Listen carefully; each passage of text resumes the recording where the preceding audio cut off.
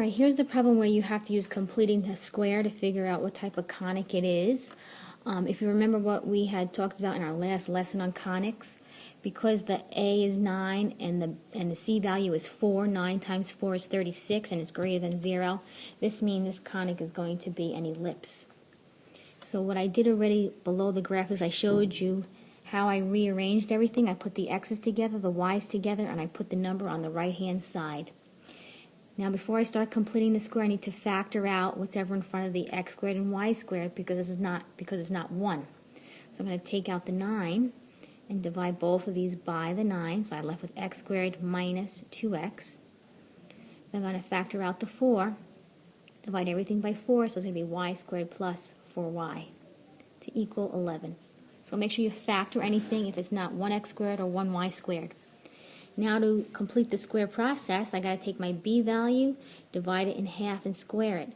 Where is my b value? That's the one that's always in front of the x or in front of the y. So for the first one here, if I take my b value, divide it in half, and square it, I get -1, and -1 squared is 1. So I'm adding 1 to make this my trinomial. Then I need to figure out what I'm adding for the y.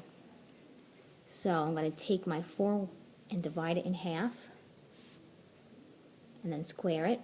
So 2 squared is 4. Now, because I added 2 numbers on the left, I have to add those numbers on the right-hand side. But remember what we had talked about, because I added 9, factored out that 9, it's actually 9 times 1, so I'm adding 9 over here. And because I factored out the 4, I'm actually adding 4 times 4, which is 16. So now let's add that stuff together here. That's 20, that's 36 over here. I need to factor this trinomial, x squared minus 2x plus 1, and that factors into x minus 1 squared. I need to factor y squared plus 4y plus 4. That factors to y plus 2 squared. Almost looking like ellipse. It has to equal 1, so let's divide everything by 36. So I get x minus 1 squared over 4 plus y plus 2 squared over 9 equals 1. Okay, so what's my center?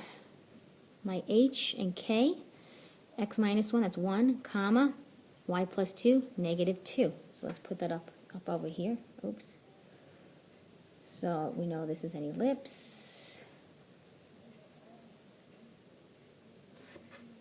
Alright, so let's see.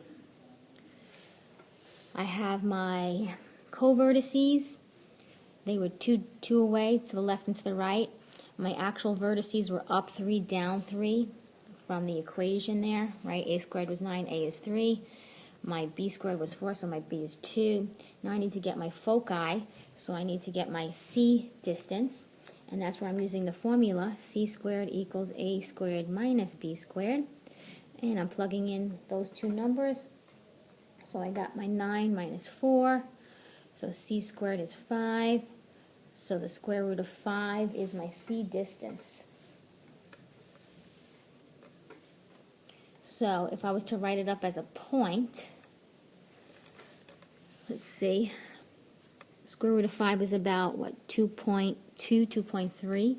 So it's up to, so it's a little bit, let's do this in blue, about here, and then down to right in that area there.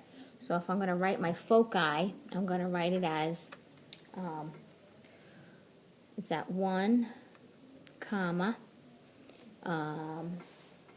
-2 plus root 5, oops, and then the other one is going to be 1, comma, -2 minus root 5, because I'm using the center point, I'm going up root 5 and I'm going minus down root 5.